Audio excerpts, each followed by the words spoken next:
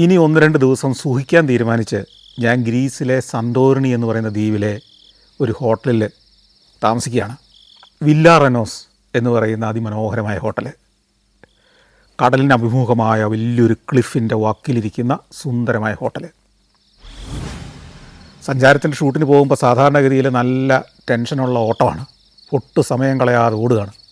ഈ സന്തോറിനി എന്നെ ഭയങ്കരമായിട്ട് വല്ലാണ്ടങ്ങ് ആകർഷിച്ചു. കൊതിപ്പിക്കുന്ന സ്ഥലം. അത് കണ്ടു തീരുന്നില്ല. ക്യാമറയുടെ വ്യൂ ഫൈൻഡറിൽ കൂടെ അല്ലാതെ നേരിട്ട് കാണാനും ആസ്വദിക്കാനും തീരുമാനിച്ചാണ് ഇന്ന് വൈകിട്ട് രാത്രി ഞാൻ മുറിയിലേക്ക് മടങ്ങി വന്നത്. അപ്പോൾ സുഖിക്കുന്നതിൻ്റെ ഭാഗമായിട്ട് ആദ്യം തന്നെ ഞാൻ ഈ വാർഡ്രോബിൽ അവിടുത്തെ ഈ വസ്ത്രമൊക്കെ വെക്കുന്ന ആ പെട്ടിക്കകത്ത് പണ്ട് ജോസ് പ്രകാശൊക്കെ ഇട്ട വില്ലന്മാരൊക്കെ ഇടുന്ന അല്ലെ അന്നത്തെ മുതലാളിമാരൊക്കെ ഇടുന്നൊരു ഗൗണൊക്കെ ഉണ്ട്. അതൊക്കെ എടുത്ത് ധരിച്ചു. ചുരുട്ടും പൈപ്പൊന്നും വായിൽ വെക്കാനില്ലാഞ്ഞുകൊണ്ട് അതൊന്നും വെച്ചില്ല. കുറച്ച് നേരം ആ ബാൽക്കണി പോയിരുന്നു. അപ്പോൾ താഴെ ഇങ്ങനെ ഹോട്ടലുകൾ, ഇങ്ങനെ അടുങ്ങി നിൽക്കുന്ന ഹോട്ടലുകളെല്ലാം നല്ല വെളിച്ചത്തിൽ ഇങ്ങനെ മുങ്ങി നിൽക്കുന്നു. അതിൻ്റെ സ്വിമ്മിംഗ് പൂളുകളെല്ലാം നല്ല ലൈറ്റപ്പ് ചെയ്തിരിക്കുന്നു. കുറേ നേരം അങ്ങനെ ഇരുന്നു. വളരെ സമാധാനത്തോടെയുള്ള ഇരിപ്പ്. പിന്നെ ഞാൻ മുറിയിലേക്ക് പോയി കിടന്ന് സുഖമായിട്ട് ഉറങ്ങി. രാവിലെ എപ്പോൾ എഴുന്നേക്കണം? സാധാരണഗതിയിൽ അതിരാവിലെ ഉണരും. സൂര്യൻ ഉദിച്ചാൽ ഉടനെ തന്നെ ക്യാമറയുമായിട്ട് പുറത്തിറങ്ങും, ചിത്രീകരണം തുടങ്ങി. ഇതാണ് പതിവ് രീതി. ഇന്ന് ഉഴപ്പാൻ തന്നെ തീരുമാനിച്ചു. അതുകൊണ്ട് അതിരാവിലെ ഒന്ന് ഉണരേണ്ടെന്ന് തീരുമാനിച്ചു. നല്ല സുഖകരമായ കിടപ്പാണല്ലോ. നല്ല ഒന്നാന്തരം കട്ടിലാണ്. നല്ല സോഫ്റ്റായ സ്പ്രിംഗ് മാട്രസാണ്. നല്ല തൂവൽ പുതപ്പാണ്. നല്ല കനമുള്ള പുതപ്പ്. അതിനകത്ത് നല്ല തണുപ്പുള്ള നാട്ടിൽ ഈ സ്പ്രിംഗ് മാട്രസിൽ സുഖമായിട്ട് അങ്ങനെ കിടക്കുകയാണ്. നേരം വെളുത്തതൊക്കെ ഞാൻ അറിയുന്നുണ്ട്. ഞാൻ കട്ടിലേക്ക് കിടന്നുകൊണ്ട് തന്നെ അങ്ങ് നോക്കുമ്പം ആ ജാലകത്തിലൂടെ അല്ലെങ്കിൽ ആ വലിയ ഗ്ലാസ്സിലൂടെ അങ്ങ് താഴെ കടൽ കാണാം. അപ്പോൾ നമ്മൾ കടലിൻ്റെ മുകളിൽ ഒരു വക്കിലിങ്ങനെ കിടക്കുന്ന പോലെയാണ്. സുന്ദരമായ ഒരു അനുഭവമാണത്. കുറേ നേരം കിടന്നു കഴിഞ്ഞപ്പോഴത്തേക്കും മടുത്തു. എഴുന്നേറ്റേക്കാമെന്ന് വിചാരിച്ചു. അപ്പോഴത്തേക്കും മണി ഒരു 8:30 ആയി. 8:30 എഴുന്നേറ്റു. അപ്പോഴും നമ്മളീ പറഞ്ഞ ജോസ് പ്രകാശിൻ്റെ ഗൗണൊക്കെ ഇട്ടാണ്. നേരെ മുമ്പോട്ട് ചെല്ലുമ്പം ബാൽക്കണിയാണ്. ആ ബാൽക്കണിയിൽ ഒരു ഭാഗത്ത് സ്വിമ്മിംഗ് പൂള്. അപ്പോഴൊരു ഐഡിയ, ശരി ഇന്ന് സ്വിമ്മിംഗ് പൂളിലായിക്കോട്ടെ ഇന്നത്തെ ദിവസം. അങ്ങനെ ഞാൻ സ്വിമ്മിംഗ് പൂളിലേക്ക് ചാടി.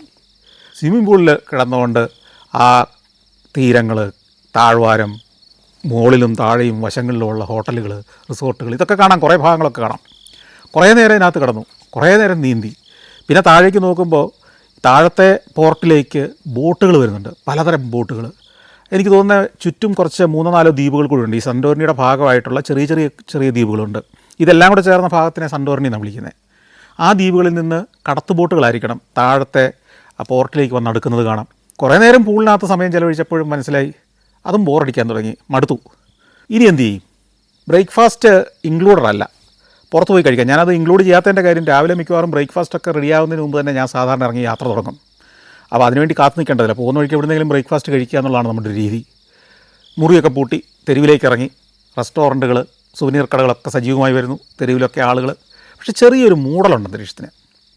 തെരുവിലൂടെ നടക്കുമ്പോൾ എനിക്കൊരു കാര്യം മനസ്സിലായി. എനിക്കെന്തോ ഒരു കുഴപ്പം ബാധിച്ച പോലെ, എന്തോ ഒരു പ്രശ്നം. എനിക്കങ്ങോട്ട് ഒരു തൃപ്തിയാവുന്നില്ല കാര്യങ്ങളൊന്നും. അങ്ങോട്ട് ഇന്നലെ ചിന്തിച്ച പോലെ അങ്ങ് സുഖിക്കാൻ പറ്റുന്നില്ല. എന്തായിരിക്കും പ്രശ്നം എന്നൊരു പിടുത്തവും കിട്ടുന്നില്ല. വീണ്ടും നടന്നു. അപ്പോൾ അവിടെ ഒരു റെസ്റ്റോറൻറ്റ്, അതിൻ്റെ തിണ്ണയിൽ പോയിരുന്നു.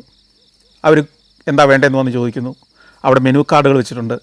ഞാൻ നല്ലൊരു കോഫി ഓർഡർ ചെയ്തു. പിന്നെ ചെറിയ എന്തോ സ്നാക്സ് വാങ്ങിച്ച് കഴിച്ചു. അങ്ങനെ ചിന്തിച്ചിരിക്കുമ്പോൾ ഒരു കാര്യം എൻ്റെ ഓർമ്മ വന്നു. ഈ ഫിറ എന്ന് പറയുന്ന ഈ നഗരഭാഗം പോലെ തന്നെ ഇവിടുന്ന് ഒരു 15 കിലോമീറ്റർ അകലെ യാത്ര ചെയ്തെത്തുന്ന ഒരു സ്ഥലമുണ്ട്, ഇയ എന്ന് പറയുന്നൊരു പട്ടണം. ഇതേപോലെ തന്നെ ടൂറിസ്റ്റുകൾ വരുന്നൊരു സ്ഥലമാണ്. ഫിറയേക്കാൾ കുറച്ച് ചെറുതാണെങ്കിലും ഇതേപോലെ തന്നെ ധാരാളം ഹോട്ടലുകളും റിസോർട്ടുകളും ടൂറിസ്റ്റ് കേന്ദ്രങ്ങളുള്ളൊരു സ്ഥലം. എന്നാൽ പിന്നെ അങ്ങോട്ടൊന്ന് പോയാലോ? അങ്ങോട്ട് പോകാൻ തന്നെ തീരുമാനിച്ചു. കാപ്പി കൂടിയൊക്കെ എഴുന്നേറ്റു. അപ്പോൾ എങ്ങനെ പോകും? വേണേൽ ടാക്സി വിളിച്ച് പോകാം. അല്ലെങ്കിൽ ഇവിടെ ഒരു ബസ് സ്റ്റേഷനുണ്ട്. ആ ബസ് സ്റ്റേഷനിൽ ചെന്നാൽ ഓരോ അരമണിക്കൂർ കൂടുമ്പോഴും അങ്ങോട്ട് ബസ് പോകുന്നുണ്ട്. നമുക്ക് തിരക്കൊന്നുമില്ലല്ലോ. അപ്പോൾ പിന്നെ ടാക്സി വിളിക്കേണ്ട കാര്യമൊന്നുമില്ല. ഷൂട്ട് ചെയ്ത് ഇത്ര എപ്പിസോഡ് തീർക്കണം, ഇത്ര കവർ ചെയ്യണം എന്നുള്ളൊരു ടെൻഷനൊന്നുമില്ല. ഞാനങ്ങനെ ബസ് സ്റ്റേഷനിലേക്ക് നടക്കുന്നു.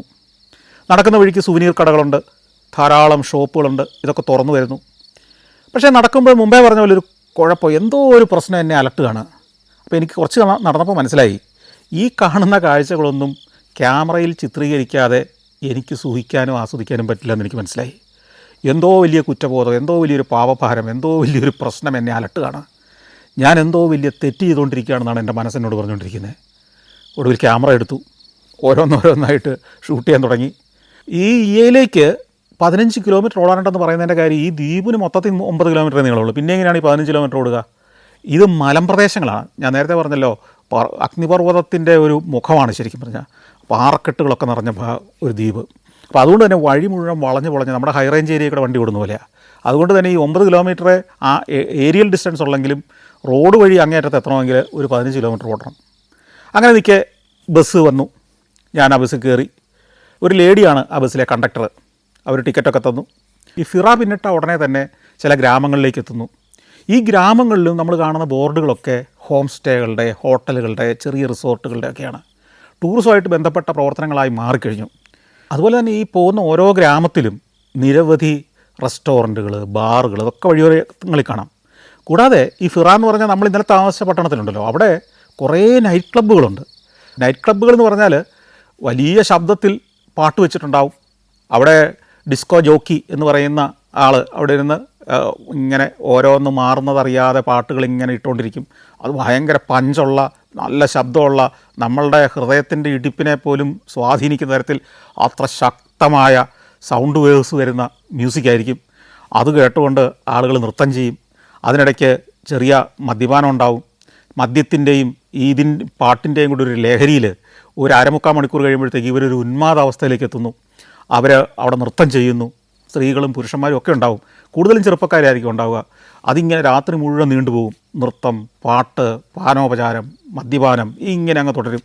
ലോകത്തിലെ പ്രശസ്തമായ മാഗസിനുകൾ, ട്രാവൽ മീഡിയ ഒക്കെ ഏറ്റവും ബ്യൂട്ടിഫുള്ളായ സ്ഥലങ്ങളിലൊന്നായിട്ടാണ് സൻറ്റോറിനിയെ പരിചയപ്പെടുത്തുന്നത്. അപ്പോൾ ഞാൻ ആലോചിക്കുക ചെയ്തത്, നമ്മുടെ നാട് ഇതുപോലൊക്കെ ടൂറിസത്തിൽ പ്രാധാന്യമുള്ള സ്ഥലമായി വളരണമെങ്കിൽ എന്തുമാത്രം ഡിസിപ്ലിൻ നമുക്ക് ആവശ്യമാണ്, എന്തുമാത്രം പ്ലാനിങ് ആവശ്യമാണ്, എന്തുമാത്രം ഡിസൈനിങ് ആവശ്യമാണ്, വൃത്തിയാക്കൽ ആവശ്യമാണ്, സൗന്ദര്യവൽക്കരണം ആവശ്യമാണെന്നുള്ളതാണ്. അല്ലാതെ നമ്മളുടെ മട്ടാഞ്ചേരിയും ഫോർട്ട് കൊച്ചിയും ഒക്കെ പോലെയുള്ള മാലിന്യം നിറഞ്ഞ, കടലിൽ നിന്ന് തിരയടിച്ച് കയറ്റുന്നത് പോലും വേസ്റ്റായി മാറുന്ന കടൽ തീരമുള്ള ഒരു സൗകര്യം വെച്ചിട്ട് നമുക്ക് ആകർഷിക്കാവുന്ന ടൂറിസ്റ്റുകൾക്കൊരു പരിധിയുണ്ട്. നമ്മുടെ നാട്ടുകാർ പോയി ഇങ്ങനെ അന്തം വിട്ട് കുറേ കാഴ്ചയും കണ്ട് നിൽക്കും എന്നുള്ളതല്ലാതെ വിദേശ പണം നമുക്ക് കിട്ടണമെങ്കിൽ, ഡോളറുകളും യൂറോകളും ഒക്കെയായി നമുക്ക് പണം ഇങ്ങോട്ട് കിട്ടണമെങ്കിൽ നമ്മളേറെ അധ്വാനിക്കേണ്ടിയിരിക്കുന്നു. ഇപ്പോഴും ആ ഒരു ചിന്തയൊന്നും ഭരണാധികാരികളുടെ മനസ്സിലേക്കോ അതിനുള്ളൊരു വലിയ വിപ്ലവകരമായ ആശയങ്ങൾ കൊണ്ടുവരുന്നതിനോ ആരും ശ്രമിക്കാറില്ല. ഇത്തരം യാത്രകളിൽ അല്ലെങ്കിൽ നമുക്ക് വെറുതെ ഇരിക്കാൻ കിട്ടുന്ന അവസരങ്ങളിലൊക്കെ ഞാൻ ഇതിനെ താരതമ്യപ്പെടുത്താറുണ്ട്. നമ്മുടെ നാട് എങ്ങനെ ടൂറിസത്തിൻ്റെ സാധ്യതകൾ പ്രയോജനപ്പെടുത്തുന്ന രീതിയിലേക്ക് വളരാൻ എന്തൊക്കെ കൂടെ ചെയ്യണം എന്ന് ഞാൻ പലപ്പോഴും ചിന്തിക്കാറുണ്ട്. നമുക്ക് ഗ്രാമീണ ടൂറിസവും റെസ്പോൺസിബിൾ ടൂറിസവും ഉള്ളതുപോലെ തന്നെ ഹെറിറ്റേജ് സിറ്റികൾ, നൈറ്റ് സ്ട്രീറ്റുകൾ, ഫുഡ് സ്ട്രീറ്റുകൾ, ഇങ്ങനെയുള്ള കേന്ദ്രങ്ങളെല്ലാം വരണം. ടൂറിസം എന്ന് പറഞ്ഞാൽ അൾട്ടിമേറ്റ്ലി എന്താണ്? രസിക്കാൻ വരിക, ആഘോഷിക്കാൻ വരിക, ജീവിതത്തെ ആഹ്ലാദകരമാക്കുക. മനുഷ്യൻ ഉല്ലസിക്കാൻ വേണ്ടി സർവ്വ ദുഃഖങ്ങളും സർവ്വയാതനകളും സർവ്വവേദനകളും മറക്കാൻ വേണ്ടി വരുന്നൊരു സ്ഥലത്തിനാണ് ടൂറിസ്റ്റ് ഡെസ്റ്റിനേഷൻ എന്ന് പറയുന്നത്. അവിടെ നമ്മൾ സാരോപദേശം പ്രസംഗിക്കാനോ വേദവാക്യങ്ങൾ കാണാപിടിപ്പിക്കാനോ ഉപദേശങ്ങൾ നൽകാനോ ഉള്ളൊരു സ്ഥലമായിട്ടല്ല അതിനെ കാണേണ്ടത്. അവിടെ വരുന്ന ഒരു മനുഷ്യന് മാന്യമായി ഏറ്റവും ആസ്വദിച്ചിട്ട് ഏറ്റവും ആഘോഷിച്ചിട്ട് തിരിച്ചു പോകാൻ പറ്റുന്ന സ്ഥലമാക്കി മാറ്റിയെങ്കിൽ ആളുകൾ വരുള്ളൂ. ഈ ഭൂമിയിൽ ലക്ഷക്കണക്കിന് ഗംഭീര ഡെസ്റ്റിനേഷനുകൾ ഉള്ളിടത്തുനിന്ന് എന്തിന് നമ്മുടെ നാട്ടിലേക്ക് ആളുകൾ വരണമെന്നുകൂടെ നമ്മൾ ചിന്തിക്കണം. അങ്ങനെ ചിന്തിച്ചിരിക്കുമ്പോഴത്തേക്കും കുറേ കൂടി നമ്മളൊരു ക്ലിഫിലേക്ക് എത്തുന്നു. അപ്പോഴത്തേക്ക് ഈ പട്ടണത്തിലേക്ക് എത്തുകയാണെന്ന് മനസ്സിലായി. ക്ലിഫിൻ്റെ താഴേക്ക് ഇടതുവശത്തേക്ക് നോക്കുമ്പോൾ അങ്ങ് താഴെ നമ്മൾ ഫിറയിൽ കണ്ടതുപോലെ തന്നെ കെട്ടിടങ്ങൾ, വെള്ളക്കെട്ടിടങ്ങൾ, ക്ലിഫിലിങ്ങനെ തൂങ്ങി കിടക്കുന്ന കെട്ടിടങ്ങൾ. കുറച്ചുകൂടെ വണ്ടി ഓടിച്ചെന്ന് കഴിയുമ്പോൾ എനിക്കൊരു കാര്യം മനസ്സിലായി. ഫിറ ഒന്നുമല്ല ഈ ഏയുടെ മുമ്പിൽ. അതിഗംഭീരമായൊരു സ്ഥലമാണ്, അതീവ ബ്യൂട്ടിഫുള്ളായൊരു സ്ഥലമാണ്. അവിടുത്തെ ബസ് സ്റ്റേഷനിൽ പോയി വണ്ടി നിന്നു. ഞാൻ ചാടി ഇറങ്ങി. ഈ ബസ്സിൽ വന്നിറങ്ങുന്നതിൽ വലിയൊരു ശതമാനം ടൂറിസ്റ്റുകളാണ്. കൂടാതെ ടൂറിസ്റ്റുകളുടെ ചെറിയ ചെറിയ സംഘങ്ങൾ അങ്ങ് നടക്കുന്നുണ്ട്. ഞാനും അവരുടെ ഒപ്പം ഇങ്ങനെ നടന്ന് ഈ ക്ലിഫിൻ്റെ ഭാഗത്തേക്ക് ചെല്ലുമ്പോൾ ഞാൻ നേരത്തെ പറഞ്ഞ പോലെ തന്നെയാണ് അതിമനോഹരമാക്കി ഒരുക്കി വെച്ചിരിക്കുന്നു. ചില ഭാഗങ്ങളൊക്കെ തറ മുഴുവൻ മാർബിൾ വിരിച്ചിട്ടിരിക്കുന്നു. അതായത് ഒരു 5 സ്റ്റാർ ഹോട്ടലിൻ്റെ അകത്തളം പോലെയാണ് തെരുവുകൾ ഒരുക്കി വെച്ചിരിക്കുന്നത്. മാലിന്യത്തിൻ്റെ ഒരംശവുമില്ലാത്ത തെരുവുകൾ, അതിസുന്ദരമായി ഒരുക്കി വെച്ച, കലാപൂർണതയോടെ ഒരുക്കി വെച്ച, കളർ സ്കീമോടുകൂടി ഒരുക്കി വെച്ച സ്ട്രീറ്റുകൾ, പൂത്തൊളഞ്ഞ് നിൽക്കുന്ന ബൊഗൈൻ വില്ലകൾ. ഇതെല്ലാം വീണ്ടും ഞാൻ പറയുകയല്ല. ഇത്രയും വലിയൊരു രാജ്യത്തിലെ, ഗ്രീസ് പോലെ രാജ്യത്തിലെ ചെതറിക്കിടക്കുന്ന നിരവധി ദ്വീപുകളിലെല്ലാം ഏതാണ്ടൊരു തീമോടുകൂടി, ഒരു കൺസെപ്റ്റോടുകൂടി ഇങ്ങനെ രൂപപ്പെടുത്തിയിട്ടുണ്ടെങ്കിൽ അവരുടെ ഭരണാധികാരികൾ, ആ നഗരഭരണകൂടത്തിന് ഒക്കെയുള്ളൊരു വിഷനുണ്ട്. അവർക്കൊരു കാഴ്ചപ്പാടുണ്ട് ടൂറിസം എങ്ങനെയായിരിക്കണമെന്ന്. അവിടുത്തെ ടൂറിസം ഡെസ്റ്റിനേഷൻ്റെ നിലം എങ്ങനെയായിരിക്കണം, ഭിത്തികൾ എങ്ങനെയായിരിക്കണം, ചുവരുകൾ എങ്ങനെയായിരിക്കണം, മേൽക്കൂര എങ്ങനെയായിരിക്കണം, പൂച്ചെടികൾ എങ്ങനെയായിരിക്കണം, വൃത്തി എങ്ങനെയായിരിക്കണം, ടോയ്ലറ്റ് എങ്ങനെയായിരിക്കണം, ഇതിലെല്ലാം കൃത്യമായ പ്ലാനും പദ്ധതിയുണ്ട് ഇത്തരം നാടുകളിൽ. അതിൻ്റെ സൗന്ദര്യം നമ്മൾ അറിയുന്നത്. ഒന്നും അങ്ങോട്ട് സ്വാഭാവികമായിട്ടുണ്ടാകുന്നതല്ലല്ലോ. ഒരു ദിവസം ഉണ്ടാക്കിയിട്ടിട്ട് ഒരാഴ്ച പരിചരിച്ചില്ലെങ്കിൽ ഇതൊക്കെ എങ്ങനെ വൃത്തികേടാകുന്നു സ്വന്തം വീട്ടിലെ അനുഭവം നമ്മൾ നോക്കിയാൽ മതി. ഒന്ന് കൃത്യമായിട്ട് വൃത്തിയാക്കിയിട്ടില്ലെങ്കിൽ ഇത് എത്ര ദിവസം കൊണ്ട് ഇത്രയേറെ ടൂറിസ്റ്റുകളും നാട്ടുകാരും വരുന്ന ഒരു സ്ഥലം വൃത്തികേടാകാം. വേറൊരു കാര്യം കൊണ്ടുണ്ട്, ഈ മാർബിളിട്ട തറയിൽ കൂടെ കഴുതകളുടെ സംഘം നടന്നു പോകുന്നുണ്ട്. ഫിറയിൽ കണ്ടതുപോലെ തന്നെ താഴ്വാരത്ത് അങ്ങ് താഴെ ഒരു തുറമുഖമുണ്ട്, ഇവിടെയും ഉണ്ടൊരു തുറമുഖം. അവിടെ നിന്ന് ചരക്കുമായിട്ട് കയറി വരുന്ന കഴുതകൾ ഈ വഴിയിലൂടെ കടന്നു പോകുന്നത്. കഴുതയ്ക്ക് ഇവിടെ മാർബിളിട്ടാണെന്നൊന്നും അറിയത്തില്ലല്ലോ, പക്ഷേ അവിടെ ഒരിടത്തും കഴുത ചാണകം കാടില്ല. ഇന്ത്യയിലെ ഏത് സുപ്രധാന ടൂറിസ്റ്റ് കേന്ദ്രത്തിൽ ചെന്നാലും അതിൻ്റെ പരിസരങ്ങളിൽ പശുവും ചാണകവും ഇല്ലാത്തൊരു സ്ഥലമില്ല. ഇന്ത്യക്കാരൻ എവിടെ ചെന്നാലും അന്യനാട്ടുകാരൻ നമ്മളെ കാണുന്നത് വൃത്തിയില്ലാത്തൊരു നാട്ടിൽ നിന്ന് വരുന്നതാണ്. ഇത് വൃത്തികേടിനകത്ത് ജീവിക്കുന്ന ഒരു മനുഷ്യന് ചിലപ്പോൾ മനസ്സിലാവണമെന്നില്ല. ഇത്തരം ഈ ഫിറയിലേക്ക് അല്ലെങ്കിൽ ഇയയിലേക്ക് അല്ലെങ്കിൽ സാന്റോറിനി പോലൊരു ദ്വീപിലേക്ക് ചെല്ലുമ്പോഴാണ് വൃത്തി എന്തെന്ന് മനുഷ്യൻ അറിയുന്നത്, നമ്മൾ തിരിച്ചറിയുന്നത്. ഈ വൃത്തി കണ്ട ഒരു മനുഷ്യൻ തന്നെയാണ് നമ്മുടെ മട്ടാഞ്ചേരിയിലെ തെരുവിലേക്കും ഫോർട്ട് കൊച്ചിയിലെ തെരുവിലേക്കും അല്ലെങ്കിൽ നമ്മുടെ മൂന്നാറിലെ തെരുവിലേക്കും മഴക്കാലത്ത് ചീഞ്ഞളിഞ്ഞ് കിടക്കുന്ന വഴിയോരങ്ങളിലേക്കും ഒക്കെ വരുന്നതെന്നോട് ഓർക്കണം. അവരിതിനെ തമ്മിൽ കമ്പയർ ചെയ്യും. ഭീകരമായൊരവസ്ഥയാണത്. എന്നിട്ട് ഒരു വണ്ടർഫുൾ എന്ന് പറഞ്ഞ് പോകുന്നുണ്ടെങ്കിൽ അവരുടെ ഹൃദയവിശാലതയെ നമ്മൾ നമിക്കുകയല്ല, ഒന്നും ചെയ്യാനില്ല. ഇങ്ങനെയൊക്കെ നമ്മുടെ ഒരു ഫോർട്ട് കൊച്ചിയെ മാറ്റാൻ വല്ല ബുദ്ധിമുട്ടുണ്ടോ? ഇൻവെസ്റ്റ് ചെയ്ത് അവിടെ ഒരു ഫെസിലിറ്റി ഉണ്ടാക്കിയെടുക്കണം. വൃത്തിയുള്ള തെരുവുകൾ, മനുഷ്യർക്ക് നടക്കാൻ മാത്രമുള്ള സ്ട്രീറ്റുകൾ അതിനകത്തുണ്ടാക്കണം. ഓട്ടോറിക്ഷയും കാറുകളും ബസ്സുകളും ഒന്നും പോകാത്ത കുറേ സ്ട്രീറ്റുകൾ ഉണ്ടാക്കണം.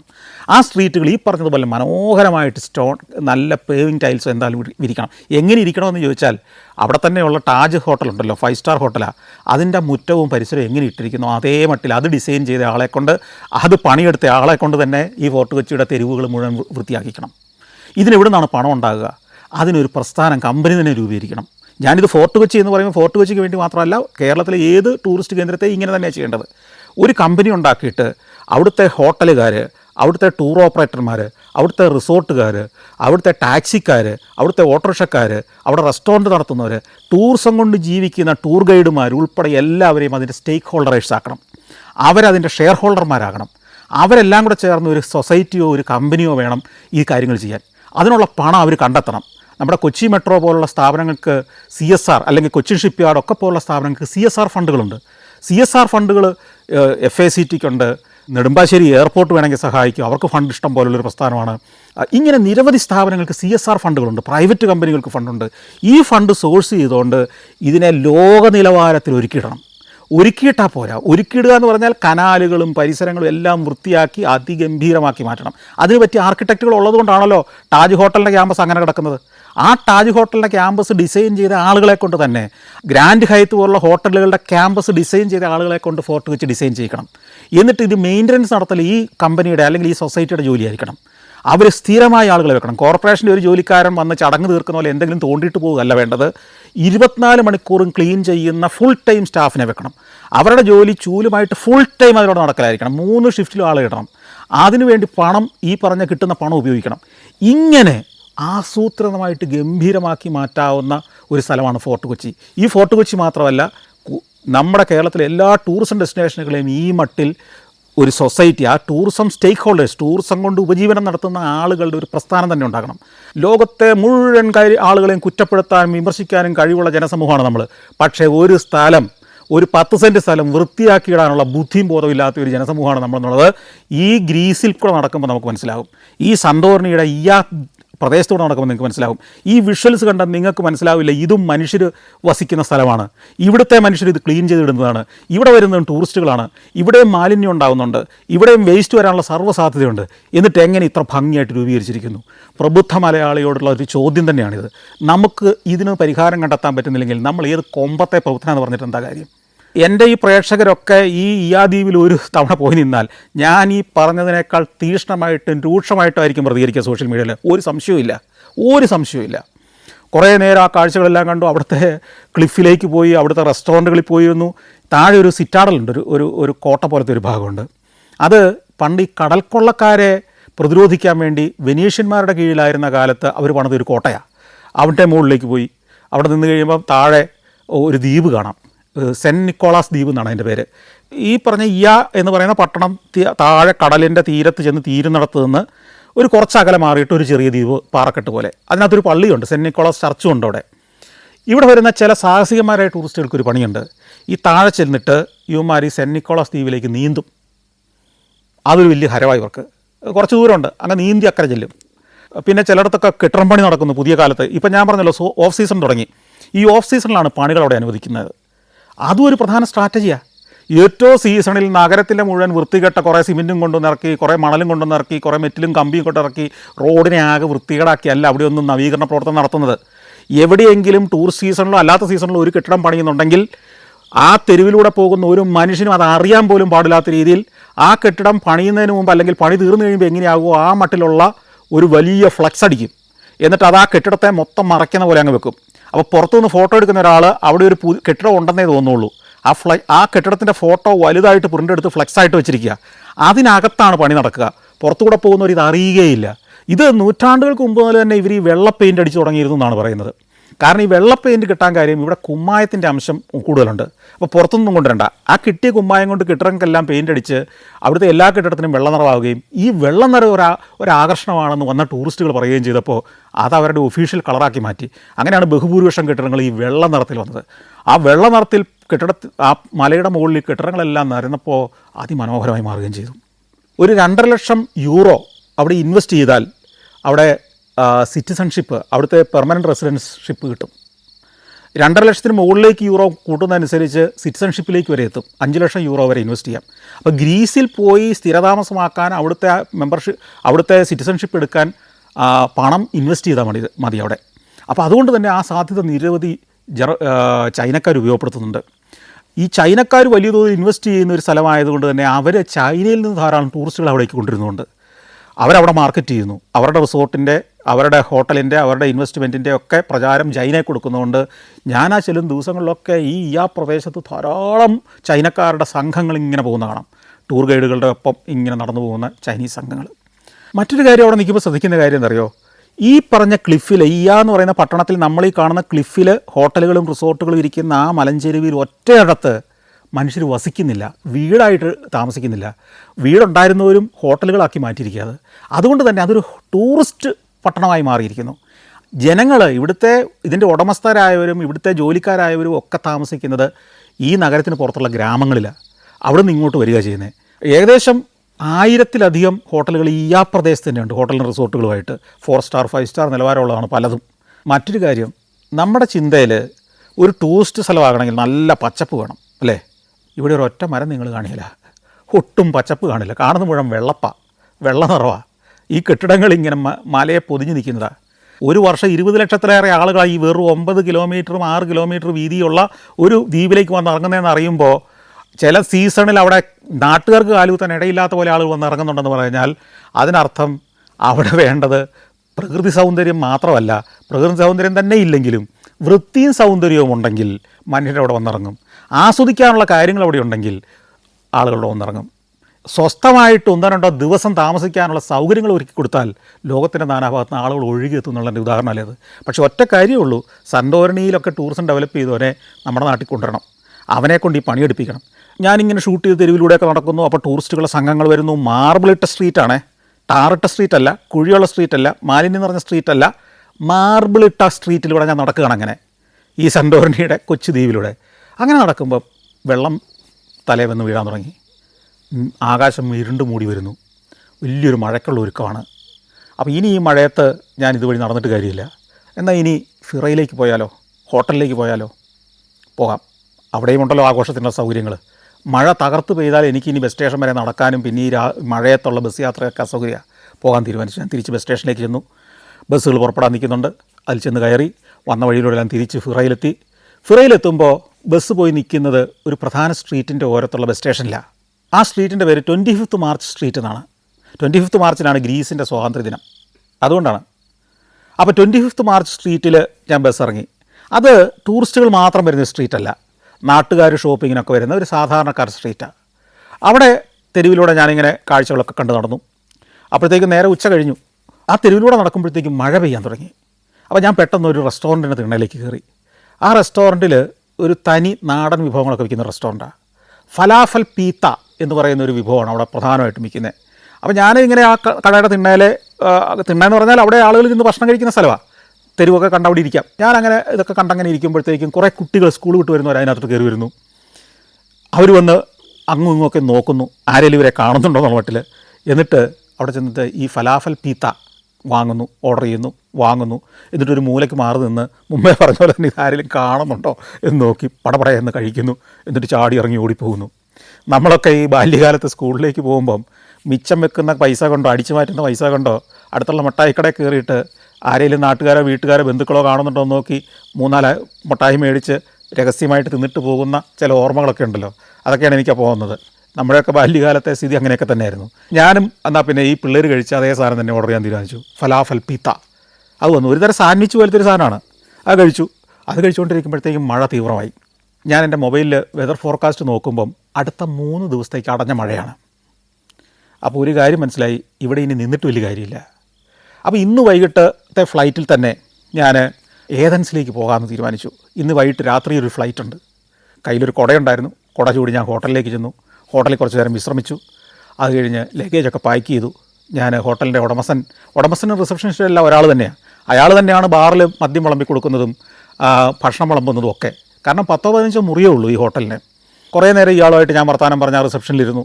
അങ്ങേരെ ഗ്രീസിൻ്റെ വിശേഷങ്ങൾ പറഞ്ഞു, ടൂറിസത്തിൻ്റെ സാധ്യതകൾ പറഞ്ഞു, ഇവിടേക്കും സിറ്റിസൺഷിപ്പ് എടുക്കാനുള്ള സാധ്യതകളെക്കുറിച്ച് പറഞ്ഞു.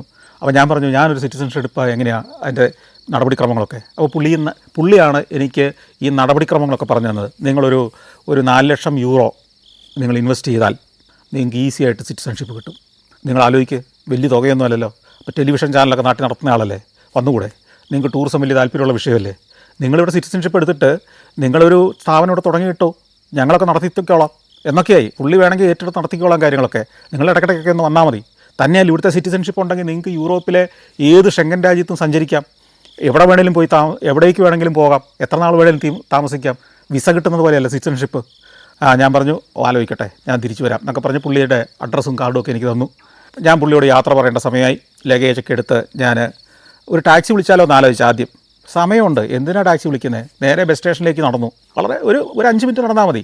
അവിടെ ചെല്ലുമ്പോൾ ബസ്സുകൾ എയർപോർട്ടിലേക്കുള്ളത് പുറപ്പെടാൻ നിൽക്കുന്നുണ്ട്.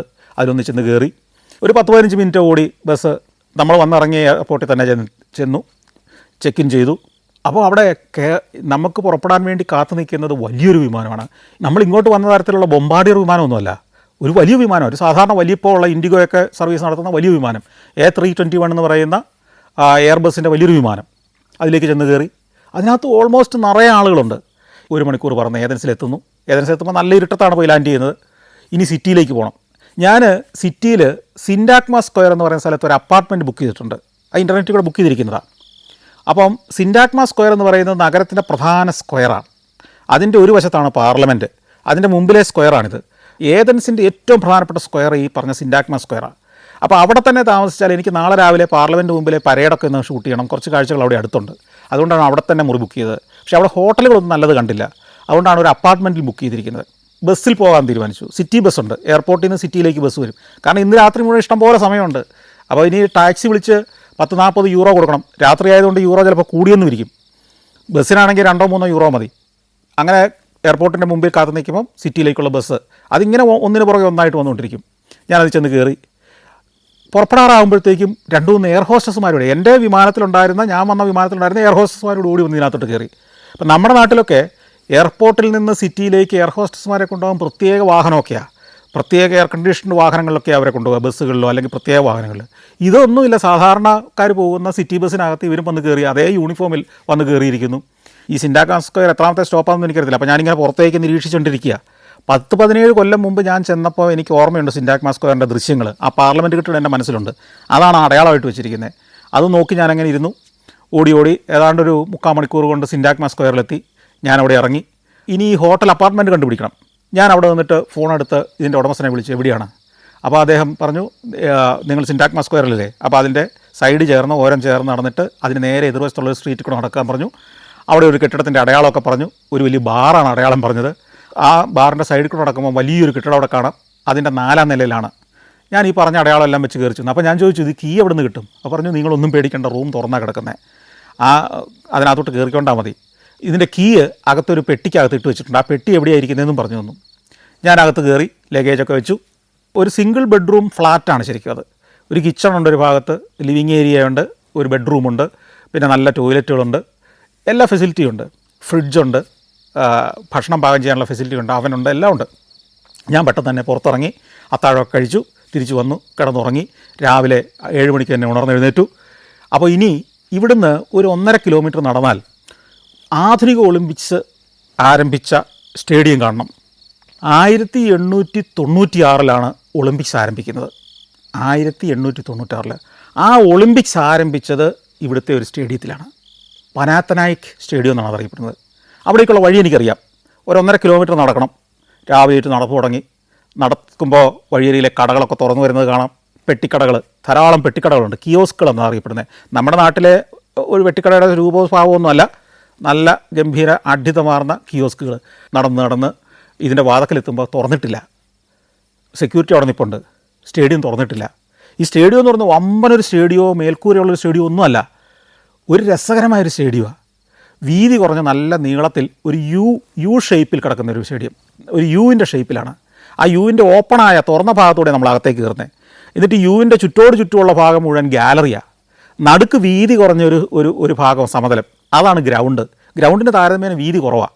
ഈ സ്റ്റേഡിയത്തിൻ്റെ ഇരിപ്പിടങ്ങൾ എന്ന് പറയുന്നുണ്ടല്ലോ, മുഴുവൻ മാർബിളുകൾ ഉണ്ടാക്കിയിരിക്കുന്ന. മാർബിളിൻ്റെ ഓരോ കട്ട കൊണ്ടുവന്ന് വെച്ചതാണ് ഓരോ കസേരയെന്ന് വേണം തോന്നും. അതുപോലെയാണ്. ഒരു ഭാഗത്ത് രാജാവിനും രാജ്ഞിക്ക് ഇരിക്കാനുള്ള സീറ്റ്, അതുപോലെ തന്നെ VVIPകൾക്കുള്ള ഇരിപ്പിടങ്ങൾ. പിന്നെ നമുക്ക് ആ സ്റ്റെപ്പിലൂടെ കയറി മുകളിലേക്ക് പോകാം. ഈ സ്റ്റേഡിയത്തിൻ്റെ ആദ്യത്തെ നേരെ സീറ്റിംഗ് തുടങ്ങുന്നത് തന്നെ ഒരു 8 അടി 7 അടി പൊക്കത്തിൽ നിന്നാണ്. അതുപോലെ വലിയൊരു കുഴി പോലെയാണ് ഈ ഗ്രൗണ്ട് ഇരിക്കുന്നത്. ആദ്യത്തെ ഈ ഒളിമ്പിക്സിൽ ഏതാണ്ട് 241 പേരെ മത്സരിച്ചിട്ടുള്ളൂ എന്ന് ഓർക്കണം.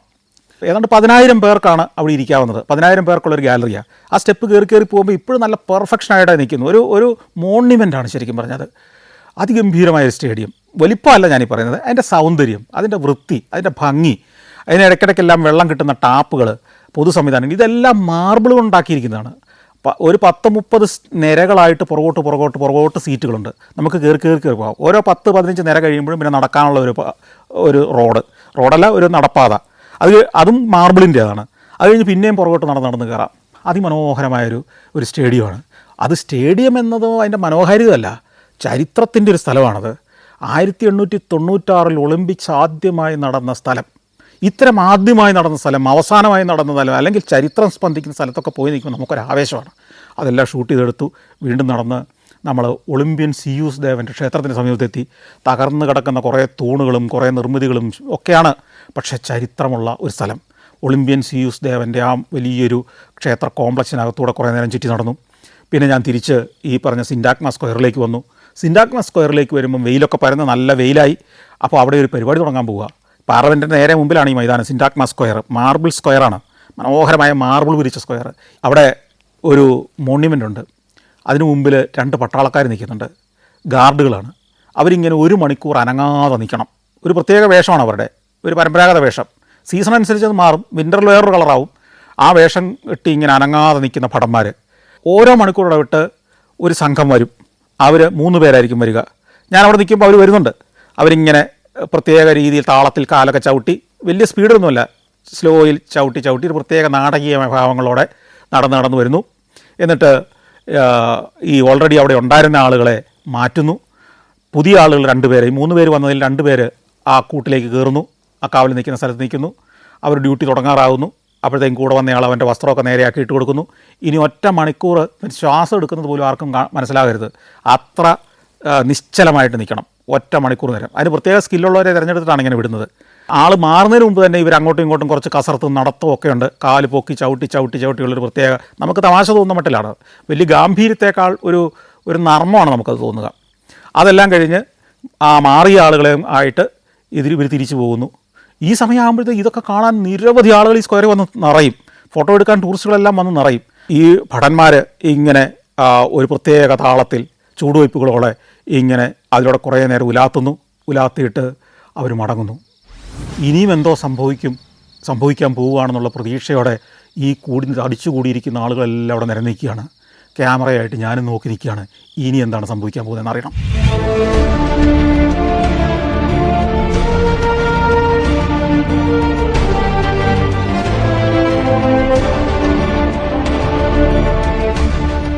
Alaska, Romania, Austria, Slovakia, Phuket 5 രാജ്യങ്ങളിൽ നിന്നുള്ള അപൂർവ സുന്ദരമായ അനേകം കാഴ്ചകൾ.